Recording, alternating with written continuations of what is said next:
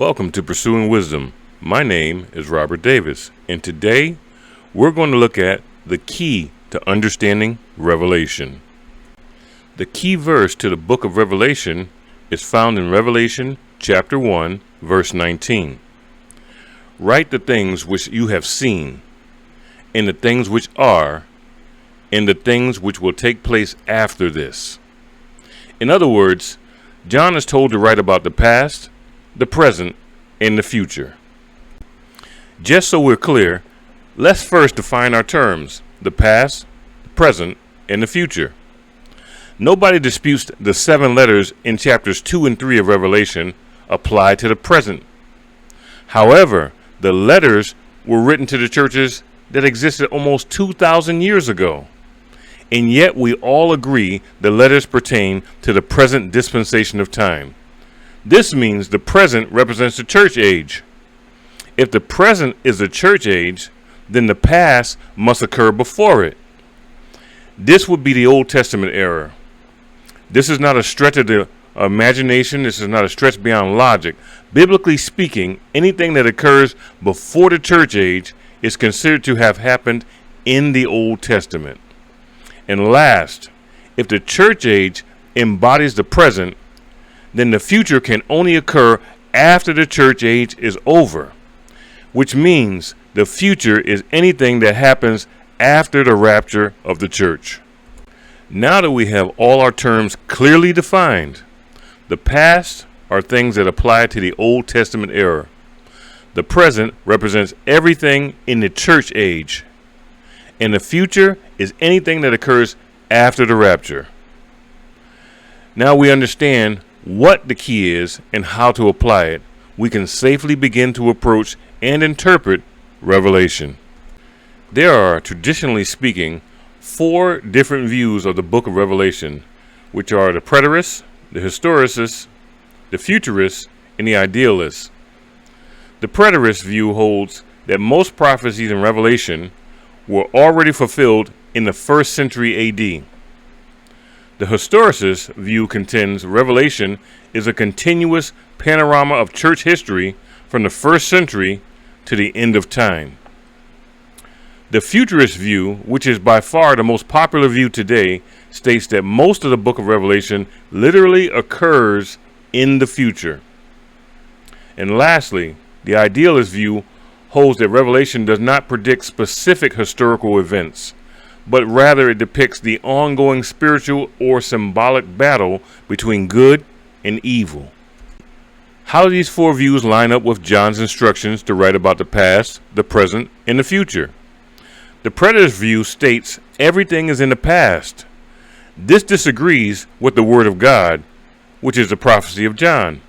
Either Revelation is wrong about its contents, or the preterist view is in error.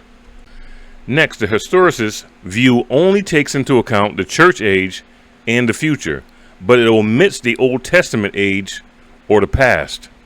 If this view does not take into account the past, then we have the same problem as the preterist. Either Revelation is wrong or the historicist view is wrong. Next, the futurist view states almost everything in the book is in the future. This is almost the opposite of the preterist view. It claims chapter 1 is the past, chapters 2 and 3 are the present, leaving the rest of the book in the future. However, there is absolutely nothing in the chapter 1 about the Old Testament era. It is purely an introduction to the book of Revelation. This view attempts to use the key, but it does not do so properly. Last, the idealist view attempts to apply the battle between good and evil to any and every age or period. This makes the distinction between the past, present, and future irrelevant. All prophecy in the Bible has to be anchored to something, like a timeline or an event. Events occur at specific moments in time. Otherwise, how can we ever know when a prophecy has come true? All 4 of the traditional views have issues. Maybe this is one of the reasons we do not have any agreement about what the book of Revelation means. I propose that we approach the book prayerfully with a scriptural lens. Let the Word of God be the barometer to to determine what is fact and what is fiction. This was my approach in writing the final message, and it has held up to scrutiny for over 20 years. Now that we have the key and we know how to utilize it, next we need to look at something a lot of people do not recognize. The book of Revelation is broken into 4 distinct sections. Each section or division is preceded by the description of John being in the Spirit. First, there is a judgment of the church. Why is this first? Why don't we start with the past first? That makes logical sense. But notice what 1 Peter chapter 4 verse 17 says.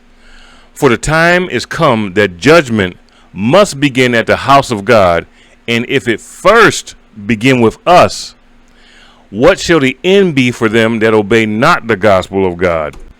Next, we have the judgment of the world, then the judgment of Babylon, the 2 beasts, and Satan.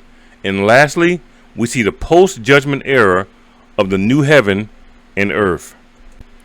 Now we need to understand the use and meaning of numbers in the book of Revelation. The number 7 symbolizes temporary or dispensational completeness. When we look at the 7 letters, seals, trumpets, or bowls, we are viewing a specific dispensation. In other words, we're seeing the past, the present, or the future. When we look at the 7 heads of the beast, we're seeing the temporary kingdoms of the world. This is in opposition to the kingdom of God, which is eternal. When we look at the 7 churches and the 7 letters, we already know we're looking at the present, or the dispensation of the church. We now understand why it comes first before all the other 7s, because judgment begins with the house of God. In the next section, called the judgment of the world, we have 3 sets of 7s. They are the 7 seals, 7 trumpets, and 7 bowls. We know that each one represents a particular dispensation. So we are looking at either the past, the present, or the future. So how do we know which dispensation is the correct one? If we look at the 7 bowls, we see that they're described as the wrath of God. God will not pour out his wrath upon the earth until after the church has been raptured. How do we know this for sure? Well, the Bible gives us 2 witnesses. The first witness, and to wait for his Son from heaven, whom he raised from the dead, even Jesus, which delivered us from the wrath to come. The second witness, for God have not appointed us to wrath, but to obtain salvation by our Lord Jesus Christ. Next, let's look at the 7 trumpets. Trumpets, really shofar or ram's horns, were blown in Israel for only 2 reasons. The trumpet acted as the voice of God to either alert the people or to direct them to do something. This means the 7 trumpets cannot belong to the past, because a warning about the past is meaningless. It would be useless to warn me about something that's going to happen to me in my teenage years when I'm already an adult. In a practical sense, all warnings are given in the present moment. Even if they belong or pertain to something that's going to happen in the future. Therefore, since trumpets are warnings, they belong in the present or the church age. This only leaves us with the 7 seals and the past dispensation. Biblically speaking, we only see the sealing of something occurring in the Old Testament period.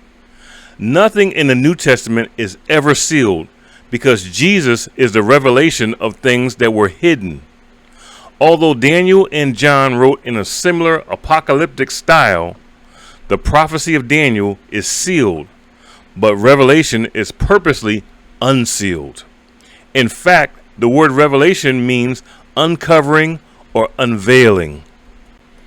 Now we have fully utilized the key of revelation found in Revelation chapter 1, verse 19.